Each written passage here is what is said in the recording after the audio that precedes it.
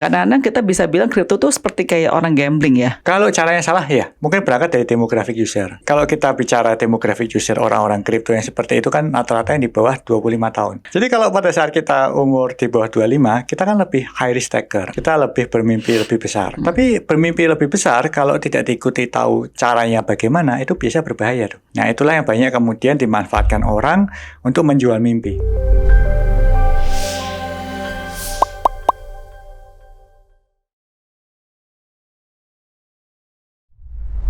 Wait, kalian lanjut nonton video ini, sudah belum? Follow, like, share, dan komen video ini. Please do. Ayo, siapa yang pengen nonton kripto? Kita hari kebetulan narasumber kita, seorang yang pakar kripto. Kayaknya banyak orang merasa kamu tuh adalah the father of crypto. Father itu what about father berarti? Oke, tapi pertanyaan paling simpel begini aja deh. Kripto, apakah a safe investment atau bukan? Ya, kalau saya ditanya pertanyaan itu, saya akan melihatnya dari dua sisi dulu, Chris. Apakah kita memandang kripto as the whole, atau kita memandang kripto sebagai kripto tertentu aja? Oke. Karena kita harus tahu jumlah kripto ini saat ini lebih dari 10.000. Nah kan jumlahnya lebih dari 10.000 nih. Tapi dari 10.000 kripto yang benar-benar sebagai investment itu sebenarnya nggak lebih dari 5. Apa saja boleh tahu? Ya, dan 5 itu kan berubah-ubah. Tapi kalau saya memandang yang paling utama pastinya Bitcoin ya. Bitcoin, Ethereum, itu sebagai yang utama. Oke. Baru kemudian beberapa yang berusaha untuk menggantikan Bitcoin dan Ethereum itu. Oke. Nah itu yang kemudian berubah-ubah tuh 3, 4, 5-nya. I see. Jadi maksudnya Oscar adalah crypto overall banyak risknya, tapi kalau kita bicara top 5, kalau kita pelajar dengan lebih pintar, mungkin it's a pretty good investment. Yes. Bisa kalau diomong kita begitu? memandangnya sebagai jangka medium ke panjang ya. Oke. Tapi kalau kita memandangnya sebagai trading harian, ya ini orang harus agak berhati-hati. Kenapa? Karena kadang-kadang mentalitasnya kan adalah pengen cepat kaya gitu. Yes. Mental pengen cepat kaya ini kadang-kadang menjadi sesuatu yang malah negatif. Ya. Bisa elaborate? Contohnya aja, kalau kita lihat koin-koin yang utama itu malah kenaikannya paling sehari cuma 1%, 2%, ya. Kalau kadang-kadang kita punya mental cepat kaya, akhirnya kita nggak akan menuju ke top 5 koin tadi. Tapi kita akan membelinya koin-koin yang nggak jelas. Karena koin-koin yang nggak jelas itu sehari memang nggak bisa dibantah, kadang-kadang naiknya 10 kali lipat gitu, atau 2 kali lipat gitu kan. Oke. Nah makanya mereka membeli koin-koin yang nggak jelas itu. Oh, koin jelas itu lebih volatile artinya ya? Lebih volatile pastinya kan. Kalau marketnya semakin kecil, otomatis pasti lebih volatile. Oke, I see. Oke, terus? Ya, jadi kalau ditanya arahnya ke sana ya saya lebih melihat bahwa itu bukan sebagai investment, tapi lebih sebagai spekulasi. Oke, nah tapi maksud saya kalau masalah kayak begitu, sebetulnya kan bukan main kripto. Kalau kita bicara saham pun, orang mainnya day trading itu sangat berbahaya kan? Betul, day trading sangat berbahaya, makanya. Dan lagi kalau kita bicara kripto itu kan seperti saham dikasih steroid gitu kan. Jadi makin berbahaya gitu. Makanya saya selalu melihat investment itu medium ke panjang lah. I see. Any kind of investment betulnya jadinya. Betul, ya. Bahkan gold? Bahkan gold, ya. Bahkan gold juga. Oke. Pertanyaan sekarang ya Oscar ya, apakah para content creator, para sektor private sectors, apakah pemerintah menurut kamu sudah cukup memberikan edukasi dan awareness tentang masalah investment ini agar orang tidak terperangkap dalam day trading tersebut? Jadi kalau kita bicara mengenai kripto ya, karena saya lebih tahu banyak tentang kripto itu oleh pemerintah maupun oleh asosiasi ya, kita ada yang namanya bulan literasi kripto. Bulan literasi kripto. Betul. Siapa yang selenggarakan? Jadi kalau dulu di era Bapepti yang ngadain Bapepti, kalau sekarang ngadain OJK. I see. Nah di bulan itu kita semua industri fokus untuk memberikan edukasi kepada masyarakat. Selain daripada yang kita lakukan secara harian sekarang ini. Oke. Kan kita di Indodax itu kita punya program Indodax Academy. Oke. Itu gratis buat masyarakat. Nah, di teman-teman industri yang lain juga punya tuh apa akademi atau apapun itulah. Ya, tujuannya untuk edukasi. Karena tantangan terbesar Indonesia ini kan tentang financial literacy. Ya nggak? Setuju nggak, Chris? Ya, karena kalau orang asal invest, akhirnya yang terjadi bukannya invest tapi malah duitnya hilang, kebanyakan gitu kan? Iya. Indodax itu kan ada trading perusahaan trading ya, untuk kripto benar ya? Betul. So artinya apakah semua coins ada di sana? Enggak juga. Jadi kalau kita bicara mengenai jumlah koin itu ada 10 ribuan. Dari 10 ribuan itu yang diakui OJK saat ini jumlahnya cuma berapa ratus. Okay. Nah, Dari berapa ratus itulah yang kemudian bisa diperdagangkan di Indodax. Nah, pertanyaan saya kan kamu kan actually make revenue itu dari transaction kan? Nah, tapi at the same time bilang jangan main day trading. Betul. Padahal actually you can make more money loh kalau orang day trading. Betul. Kan. Nah, jadi gimana tuh makanya ini yang jadi dilemanya kan. Maka kalau ditanya orang, kalau idealismenya saya ya benarnya harusnya Indodax cuma tradingnya mungkin cuma top 5 coin aja gitu kan. Tapi masalahnya kalau kita bicara dalam penyediaan market, itu kan kita nggak bisa bicara idealisme. Karena masyarakat meminta, member Indodax meminta semakin banyak koin makin baik. Ya, jadi kita harus provide. Oke, tapi orang juga bisa bilang ini, kalau gitu seorang minta pornografi pakai terus nyiapkan pornografi, kan bisa aja orang membalikkan demikian. Nah, enggak juga, karena kalau kita bicara di Indodax itu kan punya suatu hukum ya, punya suatu izin dari OJK. Nah, tentunya kita boleh perdagangkan ya barang-barang yang sesuai dengan peraturan OJK tadi itu. Ya, jadi kalau tadi seperti analogi tadi, selama kalau memang pornografi itu dilegalkan dan masyarakat meminta ya, why not gitu kan? Oh gitu. Karena kan mau nggak mau itu. Tapi kalau memang itu dilarang ya kita nggak akan. Oke. Alright. Masalah financial literacy. Kita tahu bahwa umumnya itu, saya rasa nggak cuma di Indonesia, saya rasa di seluruh dunia itu orang sangat terpesona dengan figur-figur yang karena charming. Wah, flexing, mereka langsung tertarik dengan hidup lifestyle-nya dan dengan kata-kata ada kata-kata instant rich tersebut, right? And kita kemarin ada kasus yang di mana ada satu influencer membawa orang demikian kan. Pertama-tama tidak peraturan Indonesia nggak boleh demikian, setahu saya kan, nggak ada namanya sertifikat tidak ada sama sekali. Setahu saya ada beberapa yang lagi berusaha membuat sertifikasi. Tapi belum di-apply kan? Oke, right. What is the issue here? Maksud saya, apakah content creator tersebut kamu tadi bilang, ya terserah mereka, kan audiensnya mau, ya saya berikan apa yang audiens mau. Menurut kamu bagaimana secara moralnya ya, bukan secara legalnya? Ya, jadi yang perlu kita lihat di sini, kadang-kadang kita harus melihat dulu ya. Sebenarnya kalau kita bicara kasus content creator yang sekarang lah, itu apakah kasus itu benar-benar valid atau nggak valid juga kita harus melihatnya dulu. Ya, bukannya karena saya temannya content creator itu ya. Tapi yang harus kita lihat kadang-kadang apa yang dibawa dan digaungkan oleh penyerangnya itu nggak sesuai. Ya, jadi misalnya informasi yang saya tahu di media itu banyak yang sedikit diplesetkan. Jadi sebenarnya cerita di dalamnya itu nggak segelap itu gitu. Oke, apa ceritanya sebetulnya? Jadi misalnya beberapa kalimat yang dipermasalahkan itu sebenarnya ada kalimat candaan yang justru dikeluarkan co-foundernya sendiri untuk menanggapi senggolan dari beberapa orang gitu, yang kemudian dianggap serius. Ya, karena saya tahu tuh yang kayak misalnya ini daripada saya pakai kiasan-kiasan bingungin, saya bahasa lebih direct kali ya, lebih enak ya. Jadi yang saya tahu lah kayak contohnya candaan yang salah satu baju yang content creator yang bilang bahwa kalau sampai cut loss nanti bakal digebukin gitu kan. Nah, itu sebenarnya cuma candaan yang dia sendiri pakai baju itu. Kegunaannya cuma buat candaan aja karena tahu banyak orang yang ngomongin dia hal itu padahal dia nggak ngomong kalimat begitu gitu. Cuma kemudian nggak tahu kenapa itu kemudian yang dibawa kepada ranah hukum. Tapi kan sekali lagi hukum di Indonesia ini kan praduga nggak bersalah sebenarnya. Selama belum masuk ke pengadilan dan belum diputus bersalah ya belum bersalah. Yes, tapi juga kita melihat ada beberapa kasus-kasus di luar kasus ini yang belum bersalah pun tapi itu sudah masuk penjara, ditahan gitu loh. Ditahan sama diputus pengadilan kan hal yang berbeda ya. Kan kalau polisi nahan tuh kadang-kadang karena takut tersangkanya kabur gitu kan. Jadi yang sekarang ini buat tersangka dia ya? Dia tersangka. Teman kamu buat tersangka? Saya kurang tahu apakah dia sudah tersangka apa belum ya. Tapi mungkin seharusnya masih saksi ya, karena baru awal pelaporan. Baru investigasinya doang. Investigasi. Tapi seharusnya kan klaim salah satu against dia itu adalah karena kelasnya itu. Katanya yang merekomendasikan beberapa investasi tersebut yang akhirnya tiba-tiba rugi kan. Itu kan salah satu klaim ya kan. Apa itu tidak benar jadinya? Ya, jadi kalau kita bicara itu sekarang harus kita bawa ke sini. Apakah orang merekomendasikan membeli dan menjual saham tertentu itu bisa kita pidanakan? Kan jadi seperti itu, Chris. Ya, jadi kalau kita lihat di sana kasus itu lagi misalnya. Kasus itu kan orangnya waktu itu setahu saya dia sangat pro sama koin Manta ya. Anyway, ini saya nggak belain teman saya juga nggak nyalain teman saya. Cuma kita bahas secara objektif lah. kita bahas secara objektif.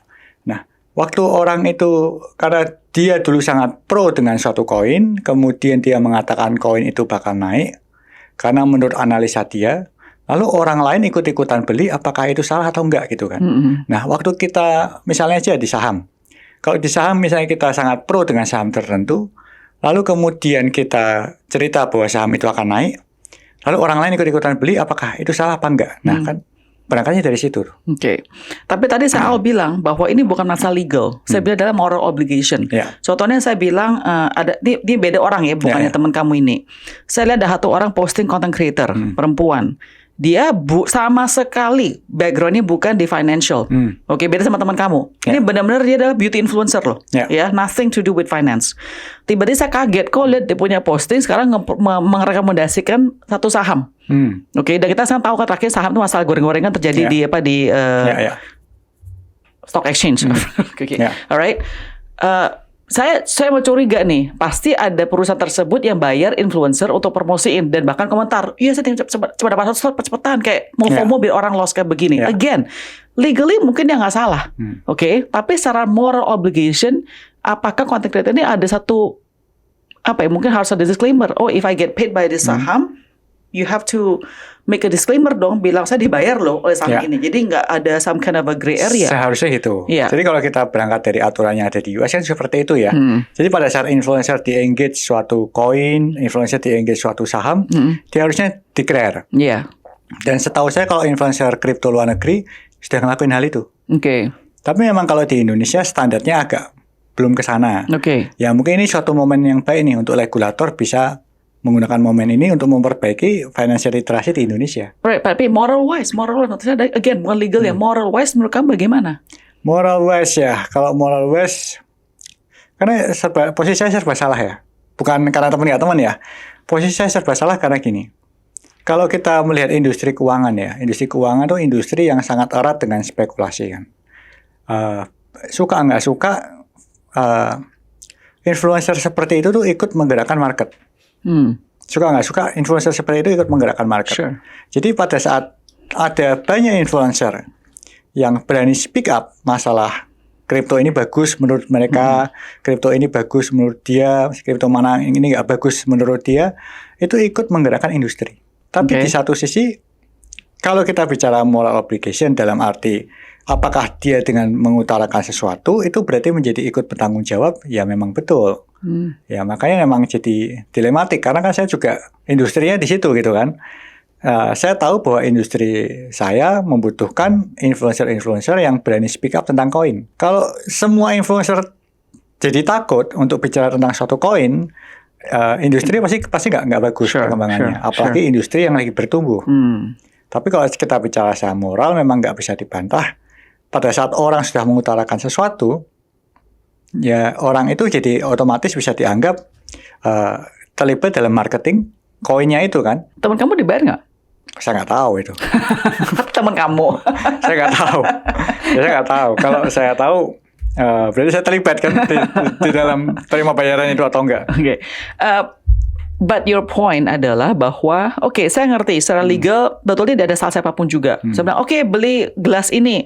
Gelas yang bagus kan tergantung orang mau beli apa nggak beli kan, benar kan? Alright. Tapi kalau ternyata gelas ini akhirnya ternyata nggak bagus, you cannot blame me. Iya. Alright, fine, Tapi sudah, what is the difference then sama orang yang investasi bodong? Yang pertama investasi bodong itu kan biasa harusnya Ponzi scheme kayak gitu ya. Ponzi scheme dan sebagainya ya. Orang itu tahu bahwa produk itu akan merugikan orang yang beli. Fine, ya kan? Alright. Ponzi scheme gitu. Jadi waktu kita nawari Ponzi scheme lah, kita tahu bahwa suatu kali ini akan berhenti cycle-nya. Ya kurang lebih seperti itu. Jadi itu yang paling membedakan ya. Yang kedua, pada saat kita nawarin, kita tahu orang uang itu untuk lari ke kita juga gitu kan. Yeah. But that's the point, right? Kamu bilang pertama-tama adalah produk itu akan merugikan orang tersebut. Dia tahu.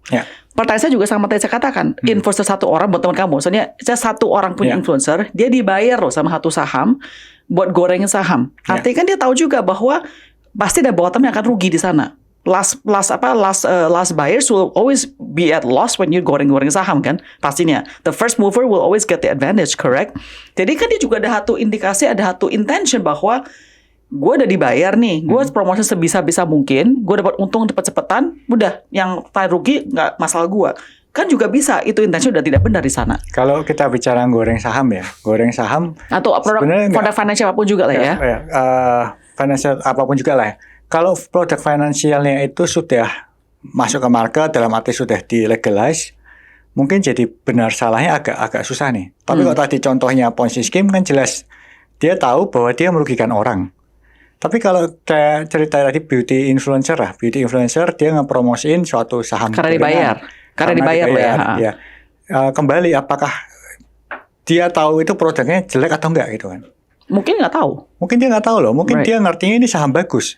Dan jangan-jangan dia benar-benar believe bahwa itu saham bagus. Nah, sekarang apakah itu salah apa enggak? Jadi kayak misalnya gini, kita diminta jualan gelas nih, kita dibayar dan kita ngerasa sebentar, wah ini gelasnya bagus nih, keren. Ya. Kemudian kita promosikan, karena kita tahu dan yakin ini juga bagus. Padahal mungkin si pembuatnya gelas ini dalamnya kosong. Gitu. What about MLM then? MLM yang ada izin atau MLM yang ada izin? Wait, bentar. Kalau emang ada izin, untuk itu benar-benar izin juga. Maksud saya begini ya, in America contohnya, America itu banyak lobbying company kan, lobbyist kan, right? Jadi MLM ini actually a very huge company, billion dollar punya valuation. Dan sangat kuat dengan government, right? So they can make something yang gray area. Kan namanya lawyer kan semua kerja kayak begitu. Lawyer cuma nyari loophole doang saja.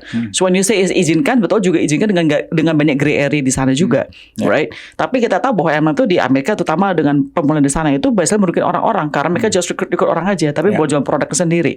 So in a sense, it like something that's legal bisa saja tetap betulnya in a sense bodong. Itu poin saya. Tapi kalau saya punya sudut pemikiran yang berbeda. Sudut pemikiran saya adalah apabila seseorang sudah berizin, itu ada negara di dalamnya. Oke. Jadi pada saat sudah ada izin, negara sudah berperan untuk menjadi wasit dan mengizinkan, jadi nggak apa-apa.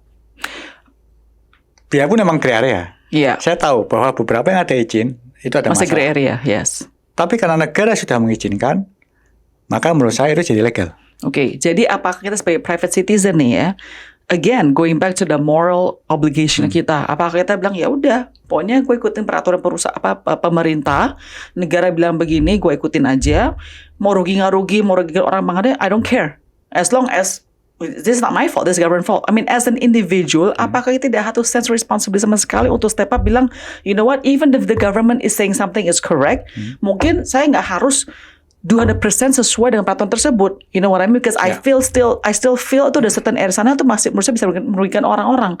Don't we have some sense of that? Saya setuju. Kalian sudah pilihan tuh. Jadi kalau sudah pilihan, kalau suatu kali kita ditawari sesuatu, apakah kita mau mempromosikan atau enggak, saya setuju. Makanya saya kan juga jarang tuh ngepromosiin sesuatu. Bahkan yes, I understand. Saya itu nggak pernah ngepromosiin koin apapun. Yes, I see your Instagram. Saya lihat ada moral obligation di situ.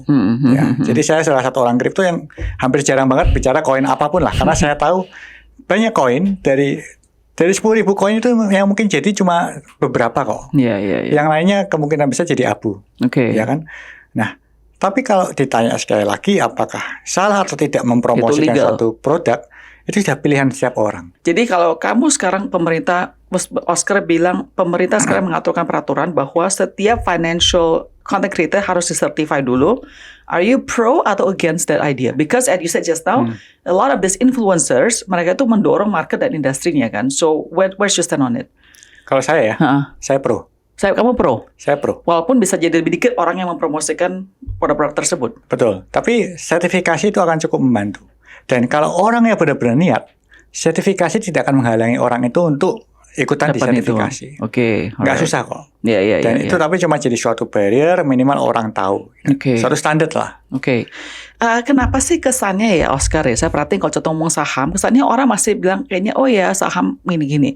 Tapi when you hear the word crypto, especially crypto bros, ya, because ada a bunch of mungkin I would say youngish guys, terutama guys yang maunya instant rich, super rich dengan cara yang paling cepat dan heboh gitu. Why that association sangat kuat negatif kepada hal tersebut, image tersebut ya? Karena mungkin berangkat dari demographic user. Jadi kalau kita bicara demographic user orang-orang kripto yang seperti itu kan rata-rata yang di bawah 25 tahun.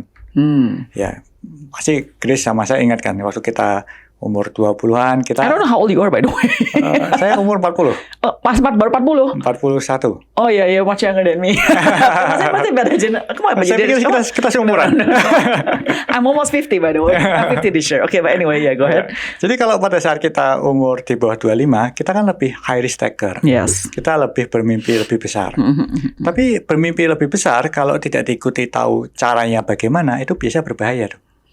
Nah, itulah yang banyak kemudian dimanfaatkan orang untuk menjual mimpi. Ya kan?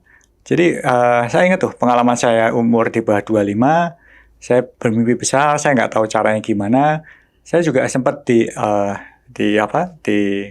didekati orang-orang MLM dan sebagainya. Kita jadi terpengaruh lain sebagainya. Karena memang di bawah 25 itu usia yang kita bermimpi besar, tapi we don't know how to do it, gitu kan. And you're willing to take risks. Ya, willing to take risk. Nah, pada saat itulah kemudian biasanya orang akan dihadapkan dua pilihan. Kalau sekarang kan kripto atau saham, gitu kan. Tapi saham kan kenaikan sehari juga nggak bisa di atas 30%. Sedangkan kripto sehari bisa sampai 100%. Atau bahkan beberapa kripto sehari bisa 1000 kali, gitu kan. Nah, makanya associate-nya lebih ke younger generation dengan orang-orang crypto bros lah. Iya, crypto bros. Oke, alright. Yeah. Wait, sekarang ini jadi yang quote unquote main saham, main crypto itu demografiknya adalah di bawah 25 tahun, masihan? Atau udah lebih tua sekarang? Yang menariknya kalau kita bicara crypto ya, secara demografik, secara jumlah memang di bawah 30. Di bawah 30. Tapi orang yang benar-benar punya duit di crypto itu rata-rata di atas 40. Kenapa? Karena memang nggak bisa dibalas di bawah 30 rata-rata uangnya masih sedikit, kemampuan ekonominya masih kecil. Tapi yang di atas 40 itu mereka lebih mature. Oke. Mereka lebih mainnya ke investment. Kalau di bawah 30 sekarang saya melihat patternnya malah mereka itu tradingnya future. Oh wow. Future itu crypto. nakutin juga ya? Future crypto sih mengerikan. Iya. Kalau kita sudah bicara kripto kan naiknya tinggi kan. Iya. Nah future crypto itu bisa naiknya bisa orang lebih banyak kena margin call lah. Margin call kan kalau kita beli kripto di spot itu dia beli kalau nilai turun dia bisa memilih untuk nggak jual. Iya. Kalau ini harus. Kalau ini kan harus karena posisinya dilikuidasi. Dan biasanya orang yang masuk ke future kalah kan.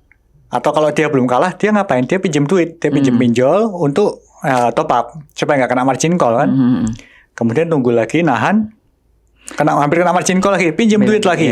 Akhirnya dia mulai dari 1, gagal, dia jadi minus 5. Iya.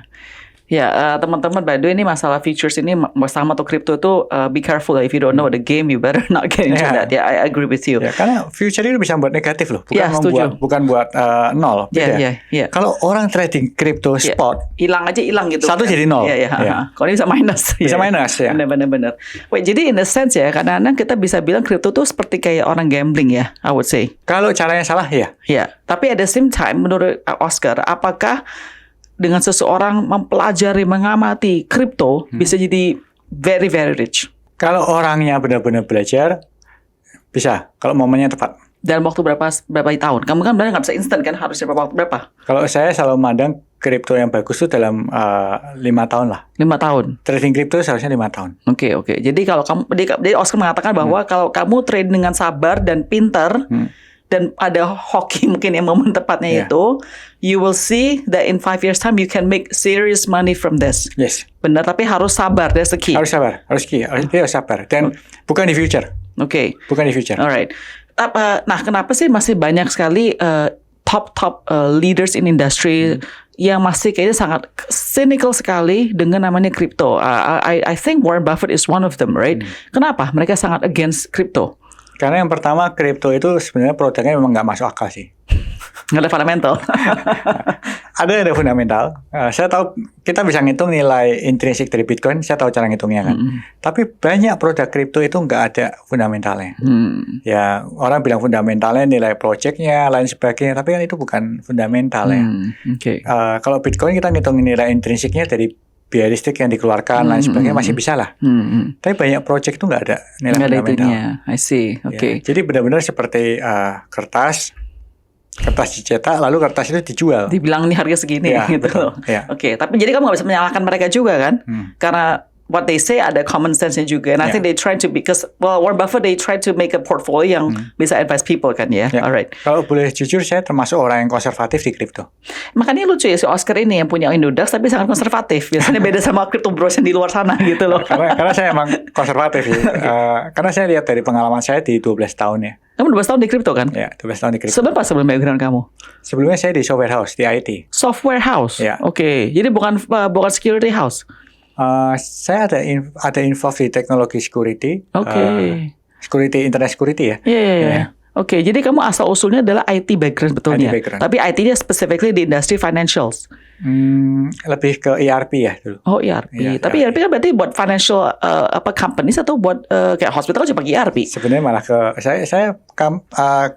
portofolio dulu saya waktu masih di software house ya, saya banyak megang healthcare.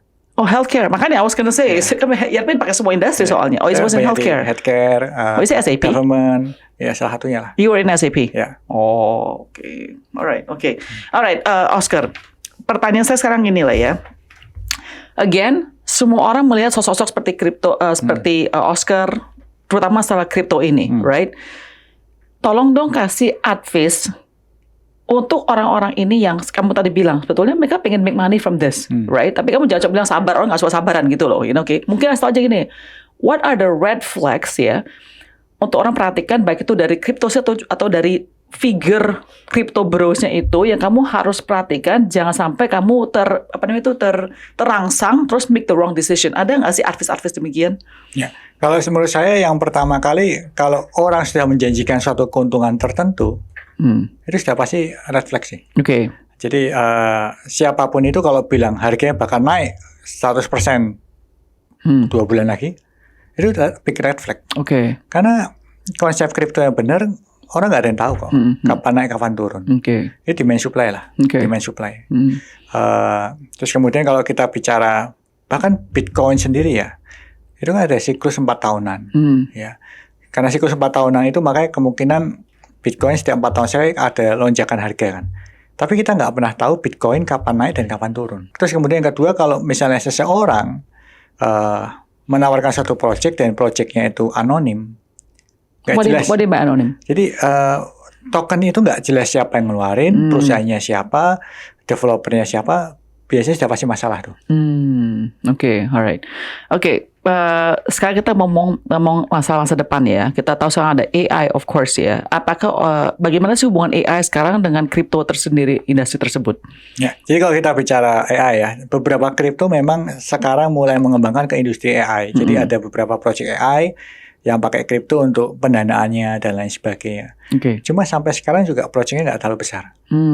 Apakah bisa satu orang pakai AI untuk investasi di kripto, untuk nyari tahu ke patterns, you know, like you said 4-year pattern, all those kind of things? Kemarin sempat ada eksperimen tuh menarik. Jadi Kamu kerjain? Nggak, bukan. Eksperimen orang pakai AI, dia trading kripto. Oke, terus? Akhirnya rugi tapi. Apakah Indonesia pakai AI? Indonesia nggak pakai AI. Nggak pakai AI? Belum pakai AI. Menurut Oscar, AI itu nanti buat the future industry of crypto itu di mana posisinya? Or is there no future? I mean, there's no need for AI at all? Nggak, saya percaya AI membantu ya. Jadi kayak seperti di Indodax lah, atau di perusahaan-perusahaan lain, beberapa programming kan juga AI itu kan membantu untuk menyempurnakan kode, membantu untuk analisa kode, termasuk untuk membuat project blockchain. Saya kan juga lagi S3 nih. Saya lagi S3. Oh wow, di mana? Di BINUS. Oh wow, oke. Computer Science. Oh wow. Nah, kadang-kadang saya juga tektokan dengan AI untuk mastiin yang penelitian yang saya lakukan itu benar gitu loh. Ya, jadi saya kira AI itu bukan selalu untuk mengambil keputusan kan, tapi bisa menyempurnakan dan mengejar target yang ingin kita capai lebih cepat. Oke. Kalau AI kan yang benar digunakannya buat itu. Oke. Ya, jadi tapi nggak bisa membuat orang lebih cepat kaya, nggak tentu bisa ya. Kalau yang punya AI bisa kali ya. True, oke. Economic indicators apa sih dari Amerika dan juga dari Indonesia yang bisa menentukan harga dari Bitcoin naik atau turunnya itu? Saya kira yang pertama Fed rate itu sangat berpengaruh. Fed rate. Ya, Oke. karena itu masalah likuiditas kan. Kalau Fed rate naik, Kalau Fed artinya? rate naik itu kan artinya likuiditas kembali ke US tuh, ke perbankan. Mm-mm. Ya, jadi otomatis biasanya harga Bitcoin malah turun. Oke. Ya. Jadi kalau kita bicara, tapi kalau kita bicara Bitcoin sebenarnya paling berpengaruh sekarang itu lebih ke siklus 4 tahunannya itu 4 sih. tahun tersebut. Oke. Karena masalahnya Bitcoin itu supply-nya masih belum dikeluarkan semua. Dan yang belum dikeluarkan semua dia sangat berefek ke supply yang 4 tahunan itu. I see. Oke.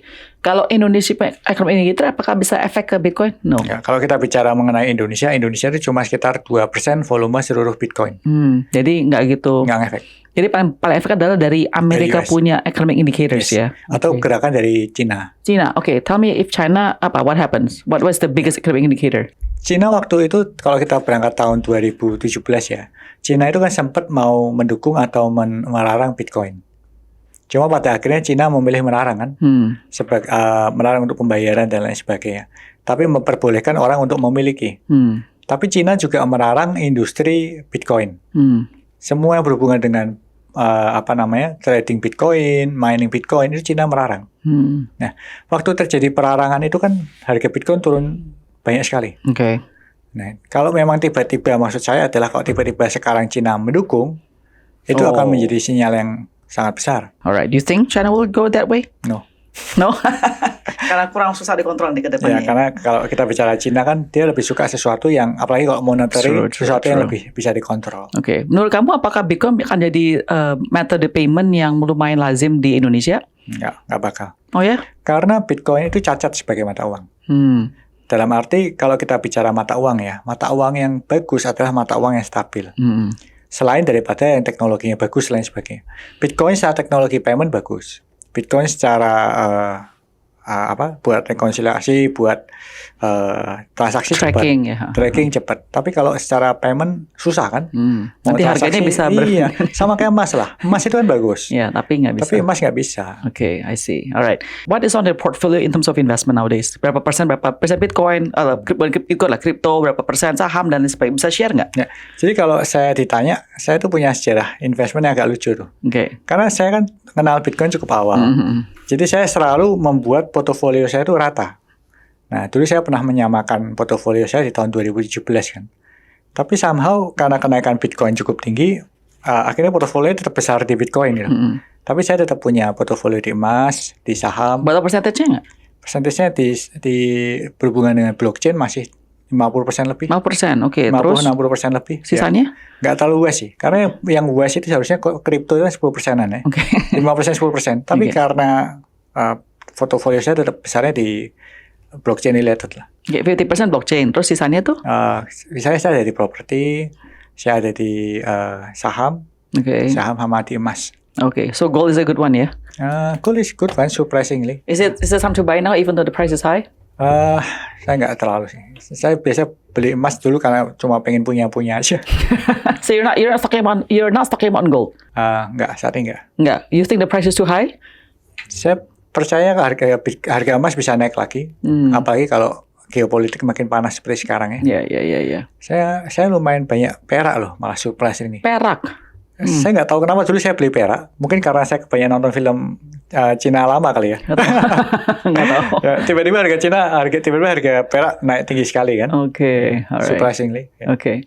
Well, Oscar, thank you so much ya atas I think today punya conversation menurut saya bukan lagi gosipin teman kamu itu, tapi Yeah. I think it's more like the education part.